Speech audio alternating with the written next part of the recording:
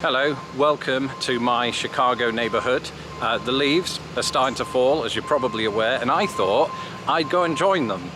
You know, not in falling, I just wanted to be in their general vicinity.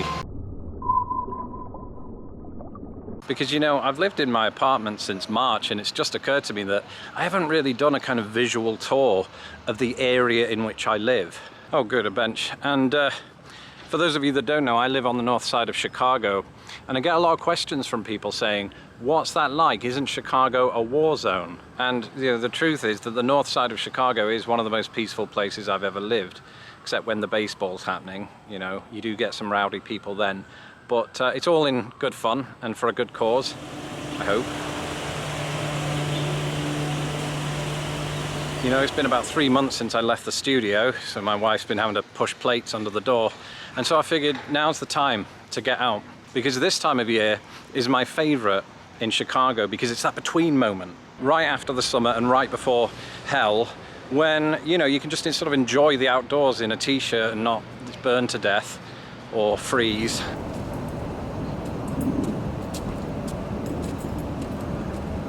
And on my side coming up here is a building that many of you may recognize, although it looks like they're doing construction work.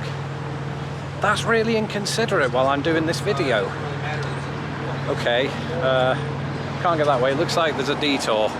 We can take the detour to the building that you might all recognize. Some of you, I mean, it depends on your interests. Just, I don't want to bump into people, you know. Thank you. Yeah, it's all construction.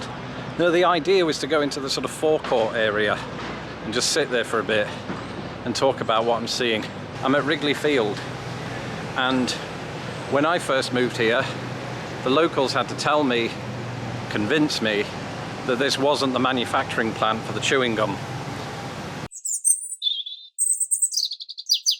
Well, I usually try to avoid showing the back end of things, but because of that construction, I've got no choice. So I'm taking you around to the back area of Wrigley Field. I think there's a statue there.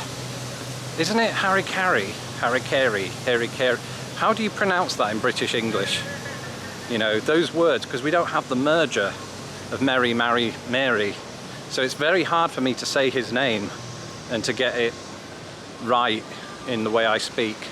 Here he is, Mr. Harry Carey statue, put here in 1999. Not bad for a humble restaurateur. Bit of an exclusive, I'm round the back and they've got the gates open so we can actually partly see into Wrigley Field. Probably not supposed to, but just a bit of fun. Well, behind me is Graceland Cemetery, and I'm not going to do a tour of there because just like any other cemetery in the world, this one houses dead people, and I'd like to respect that. But there is a little known British-American fact about this very cemetery. This cemetery was the final resting place of a man named Augustus Dickens. And Augustus Dickens was the brother of a little-known writer called Charles Dickens. After his wife fell into poor health and basically lost her eyesight, Augustus Dickens left her and moved all the way to Chicago, where he became some sort of journalist. I'm now going to traverse the land east until I hit water, which is the direct opposite of what the Mayflower did. This that I'm on right now is the Lakeshore Trail, partly because we're near to Lakeshore Drive, but also because we're near the lake. And I like to ride on this to get to downtown Chicago.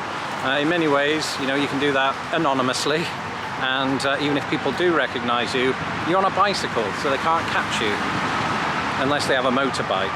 You know, I still maintain that was illegal.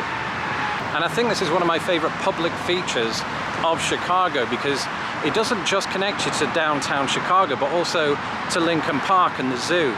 And it never fails to astound me that I live just a 10-minute bike ride away from monkeys, flamingos, and a terrifying amount of cats.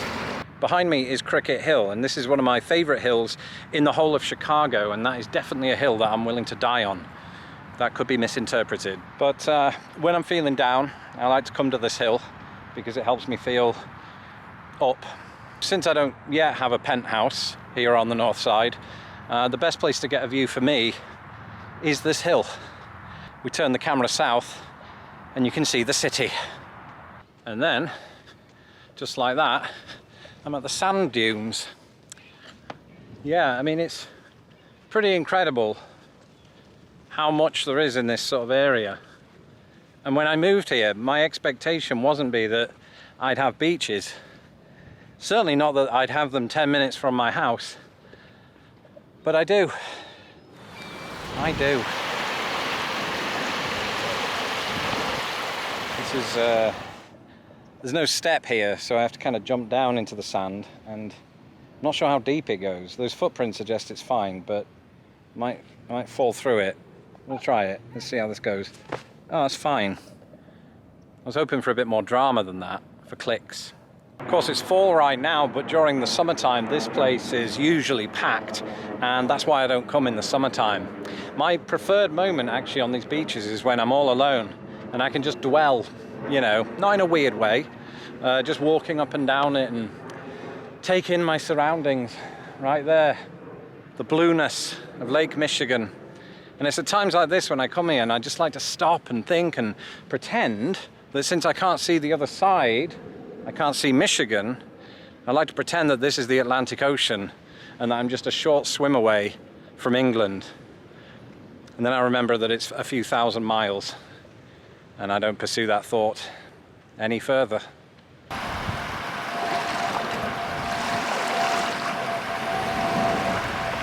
There's a seagull over there pretending to be dead. It's playing possum. No, I think it is actually dead. It's a plane. Get out of my shot. And a wasp. A wasp is trying to sting me. I'm getting out of here.